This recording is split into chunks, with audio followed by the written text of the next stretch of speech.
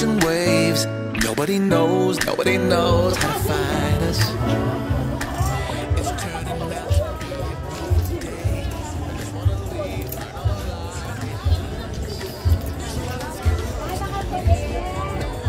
Out here, find ourselves out here. We could disappear into this atmosphere where this water's clear.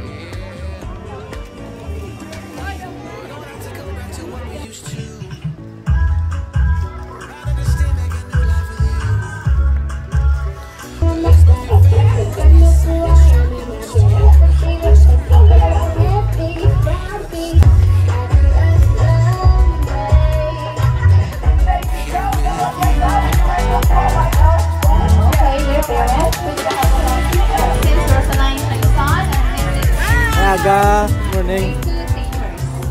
Moving on, another dance number from China. Nina. Okay. This time, and welcome the arrival of Honorable from India.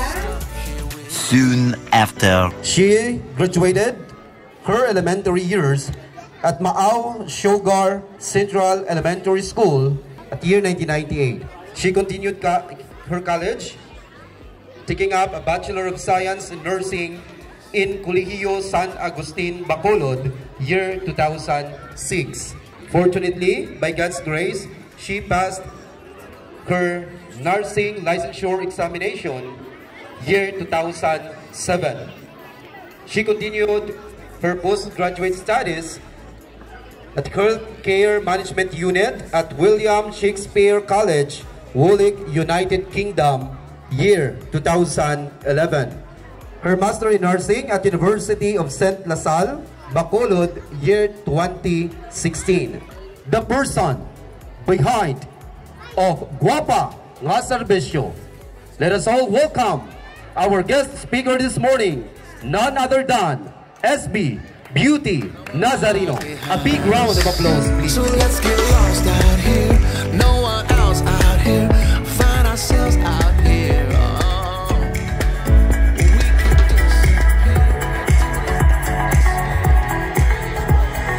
Thank you so much, sir.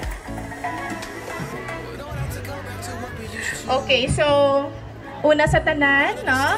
Sa aton nga very active kag mapisan nga principal diri sa Mambalyo Elementary School, Ma'am Evelyn Hermo, sa iyaman kaupod nga mga committed kag mga dedikado nga mga maestra kag maestro diri, sa atong barangay officials na minapangunahan sa aton very supportive man nga barangay captain Cap Felisa Flores Villaflor, ari diri subong nga aga representing the barangay council Kagawad Munik Juanitis, sa tanan nga mga bisita, especially ang aton nga committee chair on education, idol sa serbisyo SB Junis Frias, sa tanan nga mga bisita, sa mga very supportive nga mga ginikanan, sa pumuluyo sang barangay Mambalyo nga ara dira pamati sa Sagwa, maayong aga sa inyo tanan. Good morning, very good. Students, good morning. Ay, very high energy ang mga students ta. So kanami sa inyong mga presentation kagila nakita ni SB pasensya gid. Medyo na late si SB kay naghalin ako, may nalipatan ko nga may dressingan ko gali nga pasyente. Di nakasakay nako sa motor, nagbalik ko anay. So thank you so much Mambalyo Elementary School for inviting me this morning to be your guest speaker. So, I am honored, no, nga naimbitahan si SB nga mangin guest speaker sa tini nga aga. So, this occasion, it reminds me, nadumduman ko man ang akon nga elementary days. No, to parehas man na sa mga kabataan ninyo subong, amo man ko na sang una, nagasuksok sang costume, kag nagasaot-saot, kag may flag na ginakaptan. So, kanami gid sa tanan nga mga ginikanan nga nag-effort, nga naka-costume gid ang ilang mga bata. So dutay malang ang mga naka-costume gid no. Gaan guro ni SB karon premyo ay. Premyohan karon ni SB ang mga costume.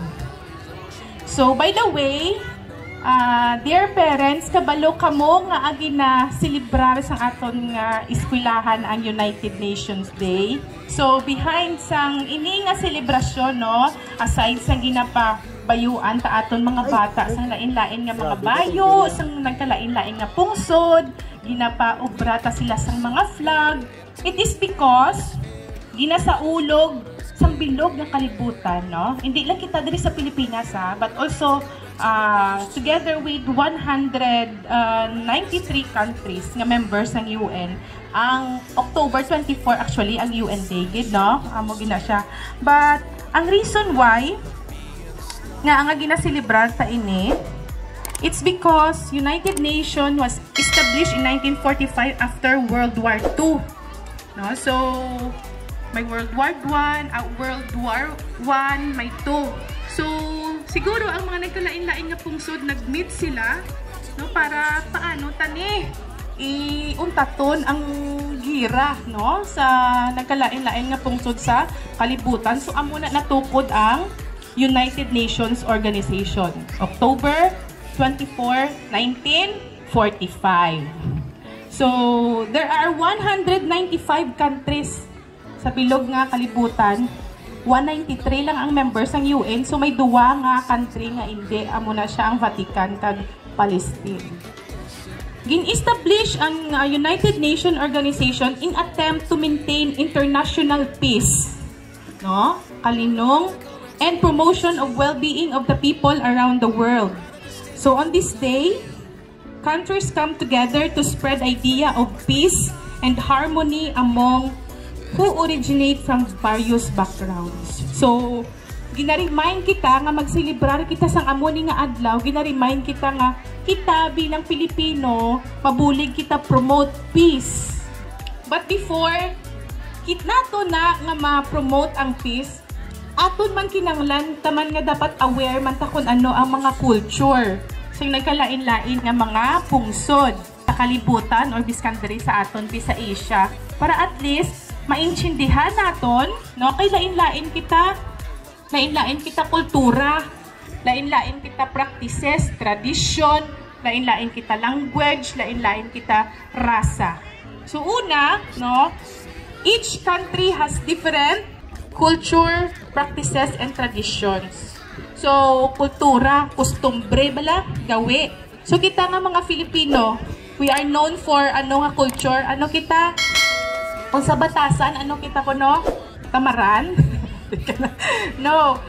No, we are known sa bilog ng kalibutan to be hospitable and hardworking people. That's why, biskandiin nga country sa kalibutan, may ara OFW, Overseas Filipino Workers. In demand kita sa kalibutan, sa bilog nga, sa iban nga mga country, kahit pisan kita kuno, nami kita mag-ubra. Like for example, kiti si SB ninyo before, I was once an OFW, na-ubra ko sa Sagwa, no? Nursing aid dito sa London. So, nami kita kuno nga mga Pilipino, kay aside from pisan and hardworking kita, may with ano pa taya? TLC. Ano ang TLC? Tender loving care. Amuta na, that's why, no? Ginasot gid ang mga OFW around the world. So, but speaking of countries, no? Before sang hindi pa SB, si SB ninyo beauty, no? Sang negosyante pa ko, hindi pa ko SB daw, pa ko kwarta, sumulan. Pirmi kami nagalakat ni darling ko Joko sa iban nga pungsod, no? We love to travel. Kaga mag-visit sa iban nga lugar. In fact, we already traveled 20 countries. Wow! Yes. Sana all 20 countries, no? So in Asia, almost no, na-complete na namon, no? Hong Kong, Singapore, Malaysia, Thailand, Vietnam, China, Japan, Korea. So, na-visit na ni SB. Yes. And in Europe, we also naka-visit kami sa Italy, France, England, Scotland, Belgium. No? So, sa una pa na gani, hindi pa ko SB, dapat ko kwarta. So, buang, hindi na kasi makonsensya, si SB malagaw-lagaw, wala ko kaninong bakal bulong, no? Katawag ka pa ngayon sa office. So, but, I praise and thank God for giving us the opportunity, no, to travel. And with that, damo kami na-learn nga mga practices sa iban nga mga country. Like, one of my most favorite one is Japan. Japan is considered to be the most disciplined country in the world. Kita nyo, very sila developed. Kaya ang ilang mga tao, very disciplined. Sa mga train, sa mga buses, nagakyugid, nagalinya. And hindi man ikaw kakita sang damo nga basurahan. Wala sila damo nga basurahan sa ilang mga public places, pero wala sila basura. Because kada isa ang basura ginadala sa ila balay. Ginabutang sa ila bag. So, ka-amazing sa ilang nga, nga practice, no? So, kaya taman ang Pilipino, kabudlay. Ibig ka sa balay, takisa doon, hindi ta kapanilig. So, diri sa aton sa Pilipinas, di ba magkaon ta noodles? Di na hinahinay, tagid hindi ma-sound, mag-usap ta dapat do ka, do ka hinhin, ged. So, in Japan, dapat siya magkaon ka to noodles, dapat gahunigid. Gamo-amo gid na kay good manners niya sa ila. Buot sing ganon, kung nagahunig ka gid magkaon ka, happy na ang tag-iya sang restaurant, kay buot sing ganon na namitan ka.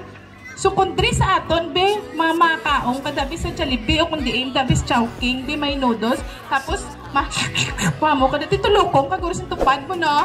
Mambasa ka bastos man siya man. Di ba bastos sa aton na muna. Ang may sound pagkaon bastos. So hindi ka mo matingala kasi may mga Japanese na di nga matupad nyo, kagaamo na sila, mambaka, uy, hindi ka magamo na, bastos na, tingala, siguro no, kasi ilaya good manners na. In China, nakibot ko, nag-visit kami sa China, siyempre lagaw ka sa Wall of China, one of the famous tourist in the world, picture ka, maano ko, ma-share ko sa Facebook ko, ma-check-in ko, ma-harap ko sa Wall of China, wala Facebook ko. Dili hindi gali gina-allow sang Chinese government ang Facebook. So wala dito Facebook sa China. So kung Facebook is life ka, hindi ka magpa-China. Dili ka lang sa Pilipinas. Okay, so we are very lucky nga mga Filipinos because we are living in a democratic country. So isa na sa ka-appreciate naton ang aton nga democratic country. May demokrasya kita, no? Kita ang nagapili isang aton mga officials. Damo kita di rights, no? Ng mga Filipinos. Unlike other countries like North Korea. So, hindi na sila wala sila freedom. So, kita we are enjoying our freedom. So, dapat gaan ta ina sang importansya. Thanks to the United Nations Organization nga nag-isa kita nga gina-promote nga i-respect ang culture sang kada country, kada isa. And just like your theme, UN helps promote equality, freedom, and justice for all. So how do we apply equality sa aton lang for example sa community or sa school setting? Diba our teachers, our teachers must treat all students equally regardless of their race, gender, religious belief, and economic status. So, ako believe dito sa mga teachers na diri sa Philippines, most especially of course diri sa Magallaon, kay wala bala mga favoritism, wala na gina-practice na kay alalangay dapat ang pag-treat sa aton mga estudyante.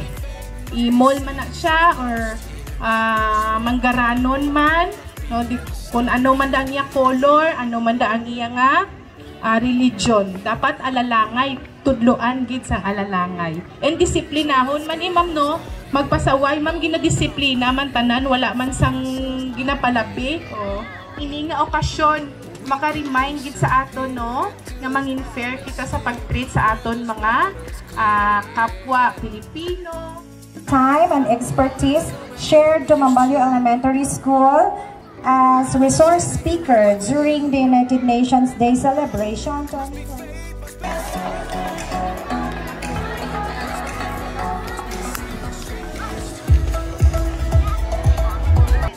mga tungkulin ng ating kasalukuyang katungkulan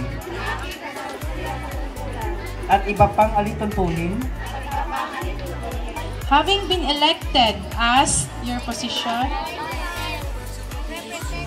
of name of your organization. A few minutes later.